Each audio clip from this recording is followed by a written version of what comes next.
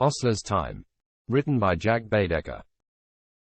Description: Cameron Ostler has a lot of problems to solve. Life-changing events stranded him in a strange world where he doesn't belong, trapped in the wrong place at the wrong time. He has a perilous task to complete, one that he's very good at. Find and capture a dangerous criminal, whose actions could cause devastating changes to the whole world, its past and its very future. But strong memories of the life he knew before, the people he loved and who also loved him, can't be ignored. They pull at his soul and call him home. Should he stay and do his job and create a new life, or try to find a way home? Can he find a third option? Time will inevitably provide the answer. Chapter 1. The morning mist clung to the leaves like ghostly fingers, the early morning dew turning slender spider webs into rows of raindrop necklaces. A hint of the morning sun created a small glowing background to the tall trees in the far distance, their branches sparsely covered in new season growth, and the encroaching sunlight stirred a chorus of bird chirps and whistles. Somewhere far away, a lonely church bell tolled, calling a dwindling number of committed souls to early mass. As the darkness of night continued to gently transition into daylight, a large three-story stone-built house slowly emerged from the gloom. There were no signs of life, only the drawn curtains suggested the house was occupied. Ostler drew up his collar, rubbed his gloved hands together vigorously and stamped his feet. Maybe he shouldn't have left his car a half a mile away, but quickly dismissed that idea. He couldn't have navigated his way up a narrow country lane with his lights turned off, and if he'd left them on, there'd have been no chance of arriving unseen. A movement in the shadows caught his eye. Turning to look, his eyes picked out the shape of a fox, presumably making its way back to its den after a night's hunting.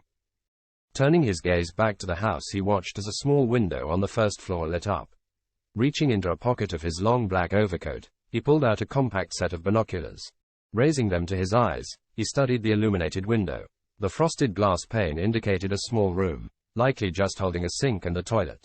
The frosting on the glass meant that he couldn't make out any details of the room's occupant. He waited for the light to go out. Was this an early riser, or merely an urgent call of nature? A light flickered into life and illuminated a large downstairs window. Ostler switched the angle of his binoculars, hoping for a look at a face he recognized. A man with unruly dark brown hair and wearing a dark blue checked shirt and jeans stood with his back to the window. He opened a cupboard door and pulled out 3 mugs, dropping what looked like tea bags into each one. 3 mugs, thought Ostler, 3 occupants, but who were the others? The man turned to his right and disappeared from view, appearing moments later with a kettle in his hand, filling it as he looked out of what was clearly the kitchen window. Ostler got a good look at the unshaven face. David Walker, he muttered to himself. The information he'd been given was looking good. It was time to get some backup. He shouldn't have come on his own, but the information wasn't from a wholly reliable source.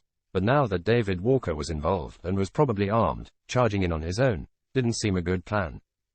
A second man came into the kitchen. Ostler didn't recognize him, but he looked like he could handle himself.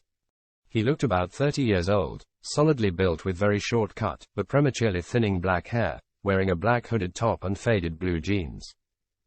Ostler thought he could take either man in a fight, but he doubted he could win against both, and there was no sign of the third occupant. It was definitely time to call for backup. He took out his phone and cursed under his breath.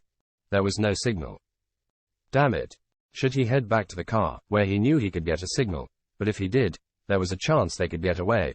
This left him with only one option. Go in alone. Checking his gun, he crept towards the house. With every minute that passed, the lighter the day grew, increasing the chance of being seen before he could make his move. Approaching the kitchen's outer door, which he hoped would not be locked, he peeked through the window and watched as the younger man took the 3rd mug of tea and left the room. This was his chance. Holding the gun in his right hand, he used his left to gently turn the door handle. It wasn't locked. Pushing the door open, he saw Walker standing with his back to him reading a magazine. The door creaked and Walker whirled around, grabbing a large carving knife and lurching towards him, but Ostler was faster.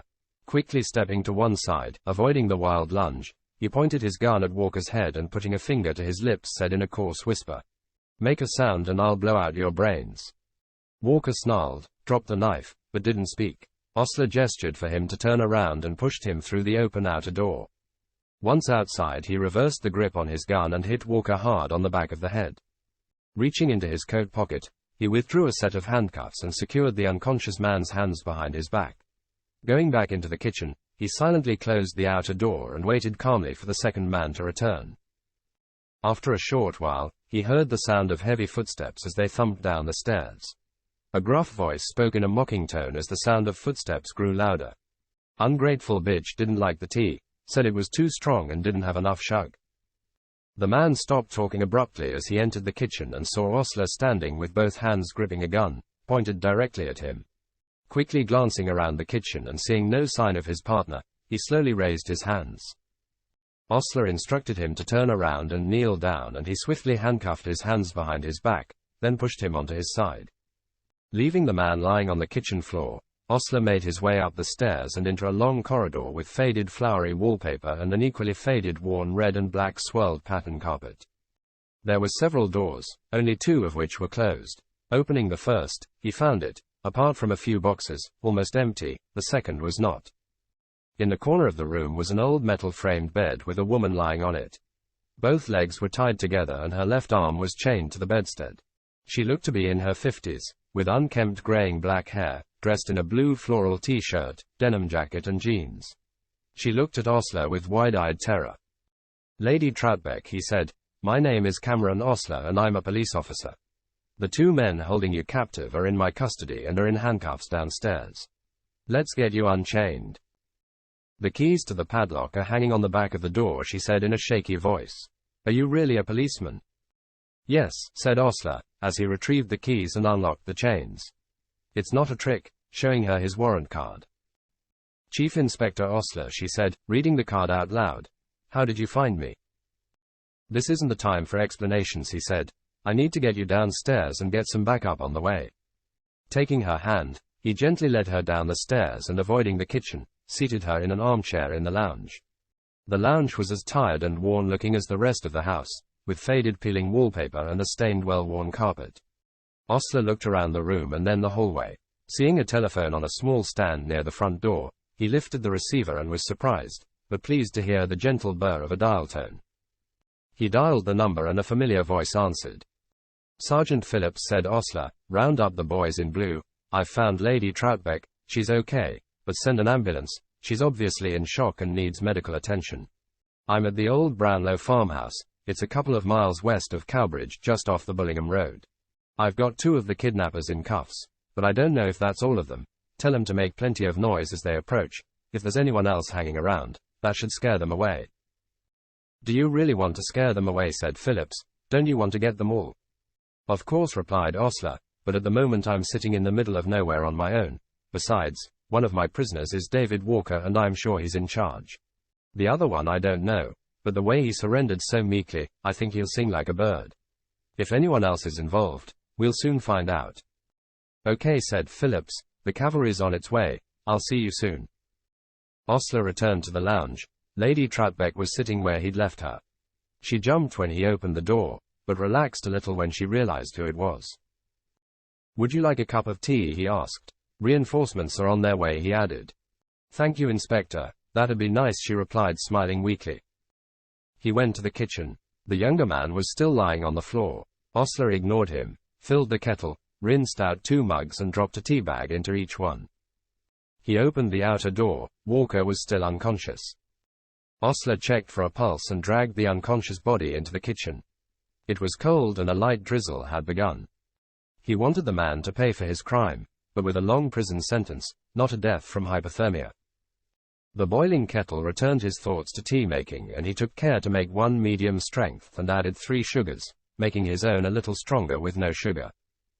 Carrying him through to the lounge, they sat silently as they waited for the diesel-powered cavalry to arrive. After about 20 minutes, Ostler went to check on his captives. As he entered the kitchen, he was met with a torrent of abuse from the now conscious Walker. Far from being offended, Ostler was relieved. Too much time would have been spent on internal inquiries regarding the use of excessive force. If Walker had suffered any serious injury, his legal team eager to muddy the waters with claims of police brutality.